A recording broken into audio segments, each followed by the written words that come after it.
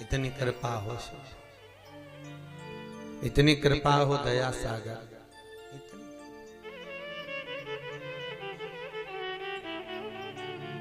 एक दुनिया की सबसे ताकतवर चीज,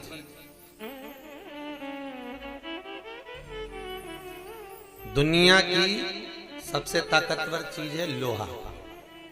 बोलो जम के सही है कि गलत है? उसी की तलवार, उसी की बंदूक, उसी की गुप्ती, फावड़ा, कुदाली, काटने के औजार, सब उसी। दुनिया की सबसे ताकतवर चीज है लोहा, पर लोहे से भी ताकतवर है अग्नि। जो अग्नि लोहे को भी पिघला देती है।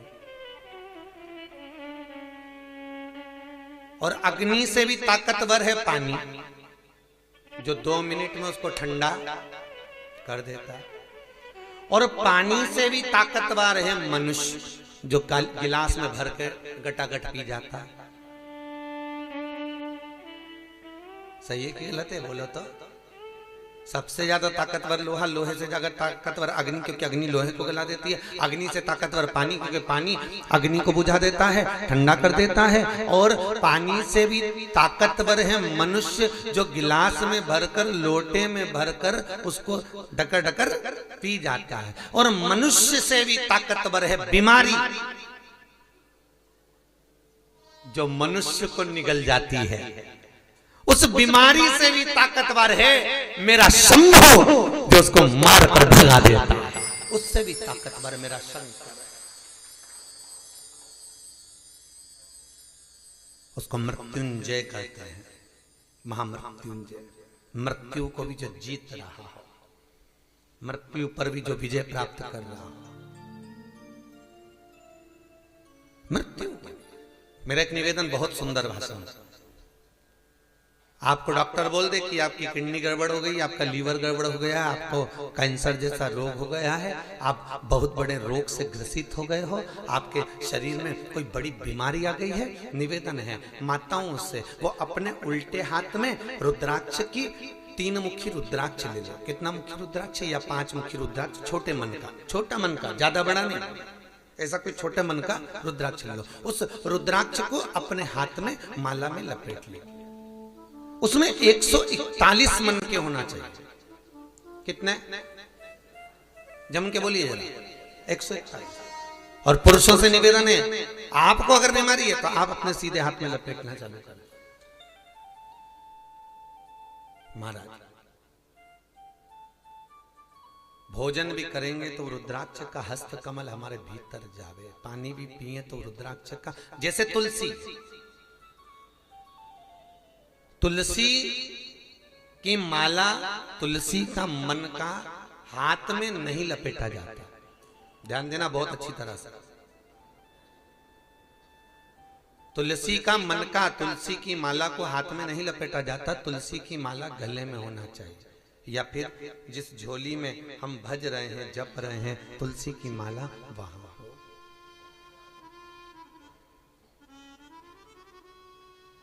क्यों?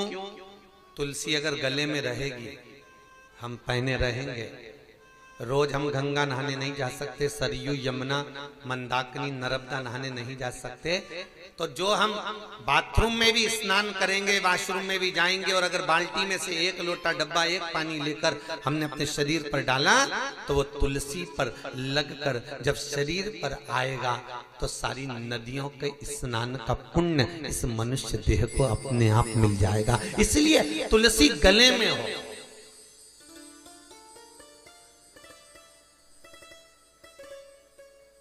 पर रोग मुक्ति के लिए होना चाहिए, रुद्राक्ष भी गले में होना चाहिए, मना नहीं है आपको जो भी तकलीफ है। क्योंकि भगवान शंकर के नयन अश्रु से रुद्राक्ष का पौधा उत्पन्न हुआ, और माता पार्वती के नयन अश्रु से बेलपत्री का पौधा उत्पन्न हुआ। दोनों ही विशेष, दोनों ही श्रेष्ठ। रुद्राक्ष का वृक्ष और तुलसी का पौधा, दोनों ही श्रेष्ठ।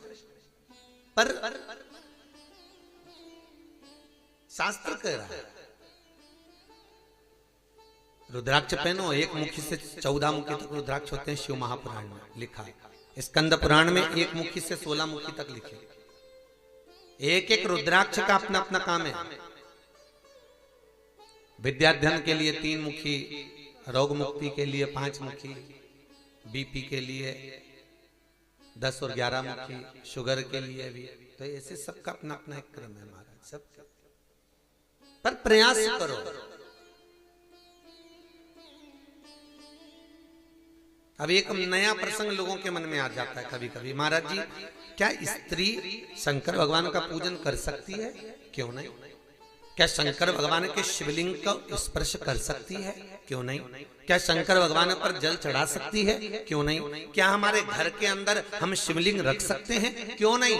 रखो, पर निवेदन है, घर में चाहे तुम ठाकुर जी रखो, घर में चाहे तुम नारायण रखो, घर में चाहे तुम कृष्ण रखो, घर में चाहे तुम राम रखो, घर में चाहे तुम शिवलिंग रखो, घर में चाहे तुम गणेश, देवी, भवानी, तुम्हारी मर्जी पड़े वो रखो, पर कोई भी देवी देवता घर के अंदर इस हाइट से ज्यादा नहीं होना चाहिए। पृथ्वी पर अपना हाथ रखकर देखना, इस अंगूठे को खड़ा कर कर देखना, इतनी बड़ी आकृति की मूर्ति घर के अंदर अच्छी रहती है। इससे बड़ी अगर होती है तो उसको सेवा की मंदिर जैसी जरूरत पड़ने लगती है, फिर मंदिर जैसी सेवा चाहिए। इतने बड़े अगर ठाकुर जी होंगे, इससे इसके नीचे भी हो, छोटे से छोटा, जितना छोटा होगा, जितना पहले के जमाने के जो सासुओं के हाथ के भगवान है, यहाँ बहुएं बैठी हैं बहुत सारी, उनको मालूम होगा, तुम्हारी सासुओं के हाथ के जितने भगवान होते थे वो इतने से होते थे, इतना छोटा छोटा। तो क्या सास पगली थी? अरे बोलो तो सही, कि उसमें अगल नहीं थी, कि पागल थी? नहीं, वो बड़ी चतुर थी, उसको मालूम है। तो फिर सास क्या करती थी? पहले के समय में इतने इतने से भगवान होते थे, उसको कपड़े तक नहीं पहनाती थी, ऐसे ही नंगा धर देती थी, ऐसे ही नंगा। और भगवान को भी खूब कृपा बरसाता था। उसका कारण क्या था? क्योंकि सास को ये मालूम था, बच्चा जितना छोटा होता है, माँ उसको कैसा भी पटक दे, कैसे भी खिला दे, दूध पिला के पटक दिया, वो खेलता रहा, उसके पास में झुनझुने रख दिए। अब वो चड्डी पहना तो ठीक, कपड़े पहना तो ठीक, नहीं तो नंगा पुंगा ही पड़ा है। ये पुराने जमाने की माताएं जानती थी, जितनी मूर्ति छोटी होगी उसको सेवा कम करना पड़ेगी, उसको वस्त्र, आभूषण, मुद्रा, भोजन सामग्री ये सब कम देना पड़ेगा। क्योंकि बच्चा जितना छोटा होता है उसको सेवा में थोड़ा सा कम लगता है। बच्चा बड़ा होते चले जाता है, उसकी पसंद के कपड़े लाओ, उसके सामान उसकी पसंद का होना, उसकी पसंद का भोजन बना, उसकी पसंद का ये लाओ, उसकी पसंद का गादी, तकिया, रुमाल, ये सब उसकी पसंद का लाओ। तो बूढ़ी बूढ़ी माताएं जो होती थी बड़ी चतुर होती थी, वो छोटे ठाकुर जी रखती थी, बिल्कुल छोटा। तो कई कई माताएं तो कह देती थी, बताओ इतना सा कि वो आग भी नहीं लगे, ना श्रृंगार हो। अब बहुओं तो समझदार हो गई, बहुओं ने कहा कि भाई ना तो श्रृंगार होता ना सेवा होती। तो कहीं भागवत जी में सुन लिया कि सबके ठाकुर जी बड़े सुंदर सुंदर हैं, तो वो भी वृंदावन घूमने गई, वहां से ठाकुर जी लेके आ गई। अब जो पुराने ठाकुर जी थे वो धरे इंतजार कर रहे कि जितनी सेवा तू उसकी कर रही है उतनी मेरी कर लेती, तो मैं ना जाने कितने सालों से तेरे घर में बैठा हूं, तुझे कब का निहाल कर देता, कब का कृपा बरसा देता, कब की करुणा कर देता।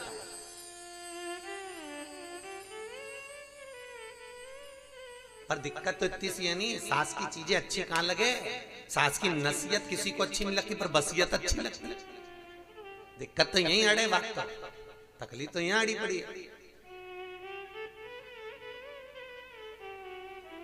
बहुत सीधी होती है सासू, बहुत सीधी होती है साहब। उसके छोटे छोटे भगवान सबको धर लेते हैं, सब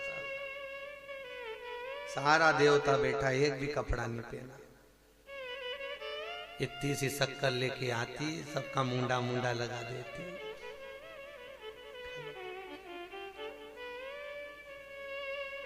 दिया लेके बैठ जाती, एक एक देवता की अलग अलग आरती उतारती।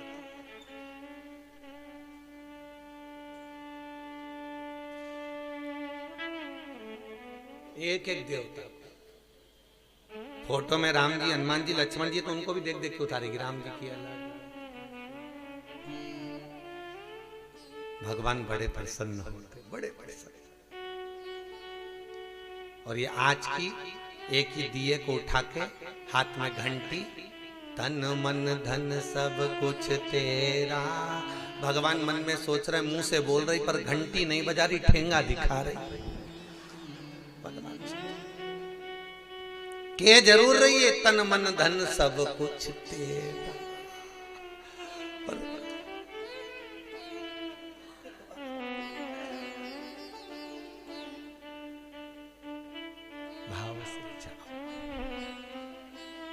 जितना छोटा, मना नहीं है, खूब सेवा करो, पर जितनी छोटी प्रतिमा घर के अंदर होगी उतना सुख होगा। प्रतिमा अंदर से पोली नहीं होना चाहिए। कोई भी मूर्ति, गणेश हो, लक्ष्मी हो, देवी हो, देवता हो, शंकर का शिवलिंग हो, अंदर से पोला ना हो। अगर मूर्ति पोली है तो उसमें मेन भरकर, मोम पिघलाकर भरकर उसको ठोस करो, पर उसको पोली नहीं रखना। घर में अगर मूर्ति पोली होगी तो घर में 10 लोग भी कमा ले तो भी घर में पैसा टिकेगा नहीं। एक आएगा, 2 जाएगा, फिर आएगा, फिर जाएगा, फिर आएगा, फिर जाएगा। घर में पैसा टिकने वाला नहीं है। मूर्ति ठोस होना चाहिए, मूर्त में ठोस।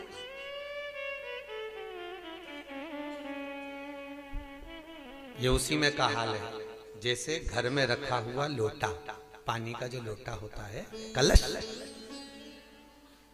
अगर खाली कलश आपने अलमारी पर रखा है तो उसमें कुछ ना कुछ होना चाहिए। सीधा रखा है था, इसलिए हमारे यहाँ कलश को, पहले की माताओं को देखा होगा, जब मटका होता था पानी का, जब ठंड आ जाती थी तो उस मटके को छत पर या कहीं पे भी ले जाके उल्टा रखती थी, सीधा नहीं।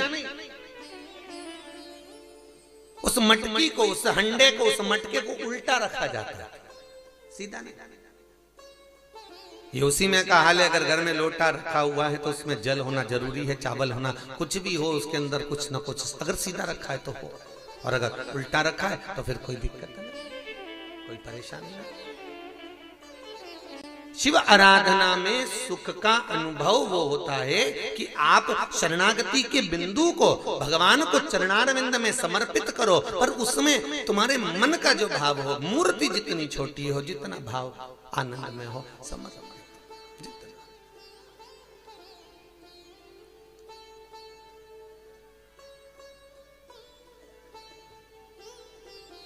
ब्रज में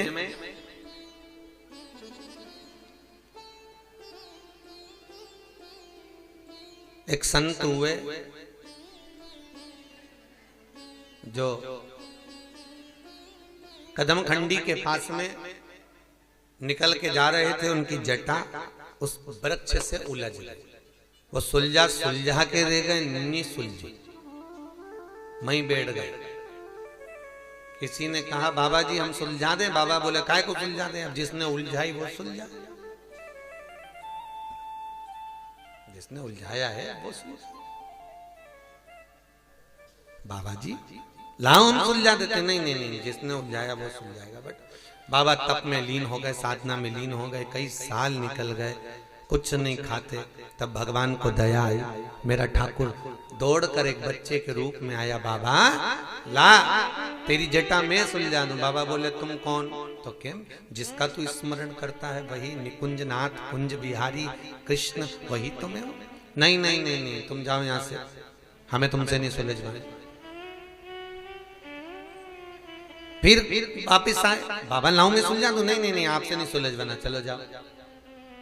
तो बाबा तुम किससे सुलझवाओगे? तो संत ने कहा ये जो जटा उलझी है, जटा मेरी है, उलझी कदम में है, एक अकेले के बस की नहीं है सुलझाना, दोनों आओगे तब सुलझा पाओगे।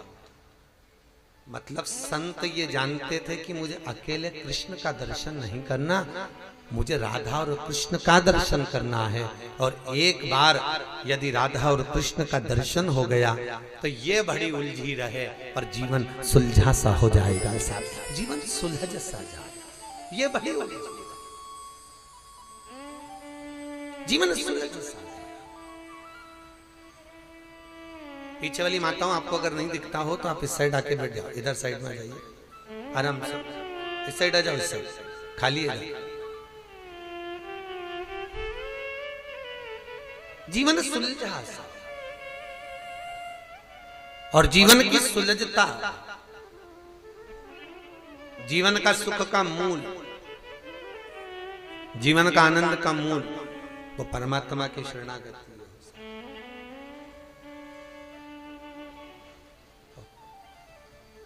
महाराज करो सेवा, लोगों के मन की भ्रांतियों को निकालिए। शिव की आराधना कर सकते हो, शंकर की पूजन कर सकते हो, शंकर पे जल चढ़ा सकते हो, शंकर का स्मरण कर सकते हो। खूब करो, दिल से करो, शिव मिलेगा, शंकर मिलेगा, जरूर मिलेगा। और कल वाला भजन याद कर लो, भोला नहीं है दूर, भजन करो भोला मिलेगा। वो दूर नहीं है, मिलेगा। उज्जैनी नगरी में एक राजा चंद्रसेन रहते थे, और वो राजा चंद्रसेन भगवान शंकर के भजन में डूबने वाले, शिव का स्मरण करने वाले, शंकर के नाम का स्मरण करने वाले, मस्ती में डूबे। अब इतना शिव का भजन करते कि एक दिन उनकी जो मित्रता है शंकर भगवान के गण मणिभद्र से हो, जो शिव जी के गण है, मूल गण, उनसे हो।